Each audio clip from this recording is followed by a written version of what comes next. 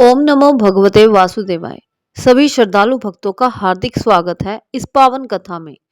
आज हम सुनेंगे जया एकादशी व्रत की महिमा और कथा, जो माघ मास के शुक्ल पक्ष की एकादशी तिथि को आती है।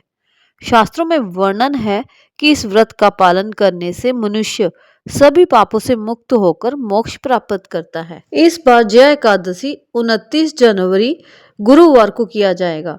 इस दिन व्रत और पूजा पाठ के अलावा कथा सुनना भी जरूरी होता है। कहते हैं कि एकादशी व्रत कथा के बिना पूजा का पूर्ण फल प्राप्त नहीं होता। तो चलिए जय एकादशी व्रत कथा का श्रवण करते हैं। पौराणिक कथा के अनुसार एक बार इंद्रदेव की सभा में माल्यवान नाम का एक गंधर्व गीत गा रहा था। गीत गाते समय उसका ध्यान जैसे ही अपनी अर्धांगिनी की तरफ गया, उसने अपने गीत को विराम दे दिया।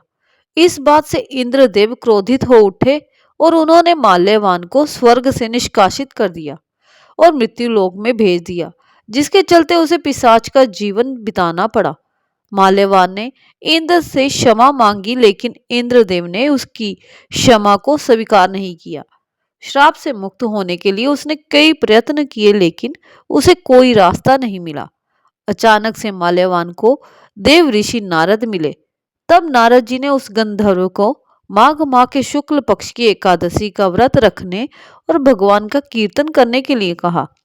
माल्यवान ने जया एकादशी का व्रत रखा और उसका देह पिशाच योनि से मुक्त हो गया और उसने एक सुंदर गंधर्व का शरीर पुनः प्राप्त कर लिया।